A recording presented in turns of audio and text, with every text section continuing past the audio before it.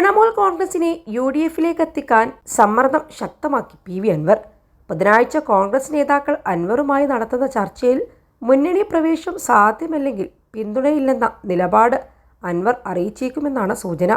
PV അൻവറിനെ UDFിലെടുക്കാൻ മുന്നണിയിൽ തടസ്സങ്ങളില്ലെന്നും തൃണമൂൽ കോൺഗ്രസിനെ മുന്നണിയിലെടുക്കുന്നതിനെ ചൊല്ലിയാണ് തീരുമാനം വൈകുന്നതെന്നുമാണ് പുറത്തുവരുന്ന വിവരം.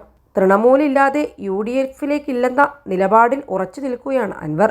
അൻവർ ഒറ്റയ്ക്ക് UDFുമായി സഹകരിക്കില്ലെന്നും TMCയെ മുന്നണിയുടെ ഭാഗമാക്കണമെന്നുമാണ് തൃണമൂൽ കോൺഗ്രസ് മലപ്പുറം കോർഡിനേറ്റർ ഉൾപ്പെടെയുള്ളവർ ആവശ്യപ്പെടുന്നത്.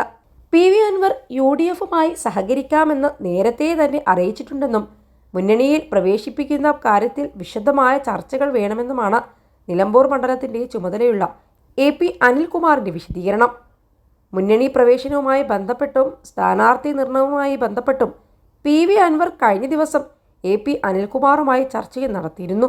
തൃണമൂൽ കോൺഗ്രസ് ദേശീയ പാർട്ടിയാണെന്നിരിക്കെ ആ പാർട്ടിയെ UDFിൻ്റെ ഘടകകക്ഷിയാക്കിയെടുക്കാൻ കോൺഗ്രസിനകത്തും UDF നേതാക്കളുമായും ചർച്ച വേണമെന്നും അതിനുശേഷം മാത്രമേ തീരുമാനമെടുക്കാൻ കഴിയൂ എന്നുമാണ് AP അനിൽകുമാർ പറയുന്നത്.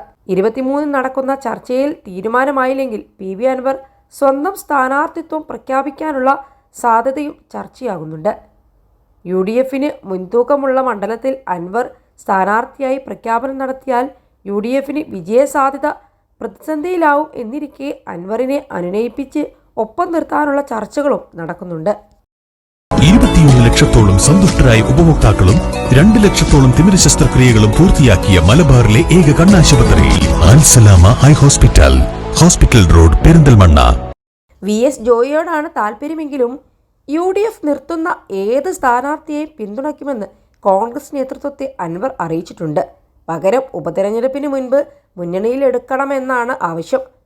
ദേശീയ തലത്തിൽ ഇന്ത്യ സഖ്യം രൂപീകരിക്കാൻ കോൺഗ്രസും തൃണമൂലും ഒന്നിച്ചു നിന്നെങ്കിലും ലോക്സഭാ തെരഞ്ഞെടുപ്പിന് മുൻപ് തെറ്റിപ്പിരിഞ്ഞു.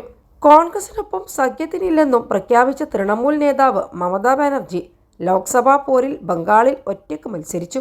മഹാരാഷ്ട്ര, ഹരിയാന നിയമസഭാ തെരഞ്ഞെടുപ്പുകളിൽ ദയനീയമായി പരാജയപ്പെട്ട കോൺഗ്രസിനെ നിശിതമായി വിമർശിച്ച് തൃണമൂൽ രംഗത്തു വന്നതും ഇരു കക്ഷികളും തമ്മിലുള്ള ബന്ധം വഷളായി. തരം കിട്ടുമ്പോഴെല്ലാം കടന്നാക്രമിക്കുന്ന തൃണമൂലുമായി കേരളത്തിൽ ഒന്നിക്കേണ്ടതില്ലെന്നാണ് ഹൈക്കമാൻഡിൻ്റെ തീരുമാനം. ഒറ്റയ്ക്ക് വന്നാൽ ഒപ്പം കൂട്ടാമെന്ന കോൺഗ്രസ് നിലപാടിൽ മമതയുടെ കൂടി അഭിപ്രായം തേടിയ ശേഷമായിരിക്കും അൻവർ തീരുമാനമെടുക്കുക.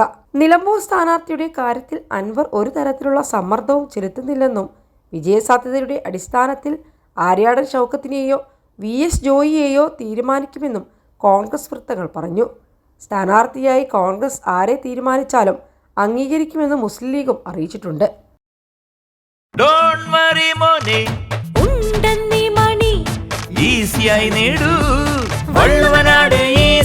ആവശ്യം ഏതുമാകട്ടെ, പണം ഞങ്ങൾ തരും.